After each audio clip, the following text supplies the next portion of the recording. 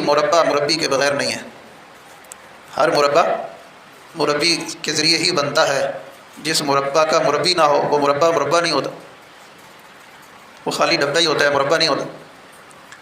مولانا روم رحمہ اللہ نے بڑی زبردست حکایت لکھی ہے، ان کی جو مثنوی مولانا روم ہے نا، اس میں عجیب عجیب مثالیں دیتے ہیں، بندے کو بات سمجھ میں آ جاتی ہیں۔ فرماتے ہیں دو آملے تھے، دو آملے، آملہ سمجھتے ہیں نا، آملہ شیمپو بھی ہوتا ہے، آملے کا مربع بھی ہوتا ہے، تو بڑی زبردست چیز ہے۔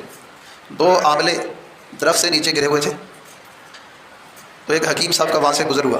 یہ جو حکیم ہوتے ہیں نا، یہ ایسی چیزیں دور سے دیکھ لیتے ہیں اور ان کو اٹھا لیتے ہیں اور ان سے فائدہ اٹھاتے ہیں، جڑی بوٹیاں مل جائیں، کوئی قیمتی پھل مل جائے۔ تو حکیم صاحب کی نظر پڑ گئی کہ دو آملے پڑے ہوئے۔ حکیم صاحب نے دونوں کو ہاتھ پہ اٹھایا اور ان سے کہا کہ بھائی میں تمہیں اٹھا رہا ہوں، تم دونوں کو سوئیاں لگاؤں گا، آگ پہ جلاؤں گا، تپاؤں گا، اس کے بعد پانی میں ابالوں گا، اور اس کے بعد پھر تمہیں اللہ بھلا کرے شیرے میں ڈالوں۔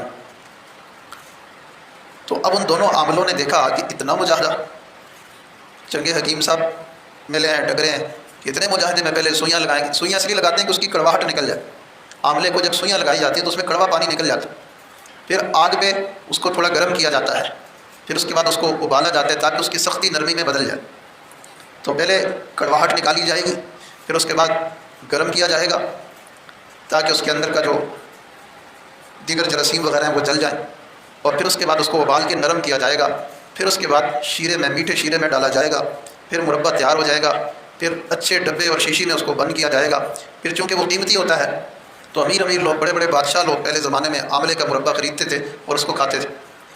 تو دونوں مربوں نے اس بات کو سنا تو ایک نے کہا کہ حکیم صاحب حاضر، میں ان مجاہدات کے لیے آپ جو کریں گے، مٹی بن کے کمہار دے بس پئیے، پیالے وانگڑا بیس بٹا لئیے۔ اس نے کہا میں تو مٹی بن کے کل میت فی ید الغسال، اپنا آپ کے سپرد کر دو۔ ایک عاملے نے تو اپنا آپ سپرد کر دیا اور مجاہدے برداشت کرنے کے لیے تیار ہو گیا۔ دوسرے نے کہا نہیں، یہ کام ہم سے نہیں ہو سکتا، اتنے مجاہدے، اتنی مشقتیں ہم سے نہیں اٹھائی جا سکتی۔ تو حکیم صاحب نے دوسرے عاملے کو اٹھا کے نیچے پھینک دیا۔ تو جو مجاہدے کے لیے تیار ہو گیا تھا، گھر لائے، اس کو سوئیاں لگائی، پھر اس کو گرم کیا، پھر ابالا، پھر اس کو شیرے میں ڈالا، مربع تیار ہو گیا، اچھے برتن میں اس کو پیک کیا گیا، اور پھر بادشاہوں نے اس کو خریدا اور اچھے چمچ سے اچھے پیالے میں ڈال کر بادشاہوں نے اس کو استعمال کیا، کھایا۔ جو عاملہ نیچے گرا ہوا تھا وہ خشک ہو گیا، وہیں جل گیا اور خراب ہو گیا۔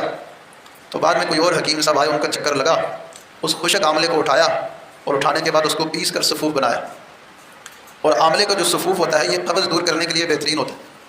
تو اس کی پھکی بنا کے اس نے اوپر لکھ دیا کہ اگر کسی کا پیٹ خراب ہو، قبض ہو، ہاضمہ خراب ہو تو بہترین قسم کی پھکی ہے میرے پاس۔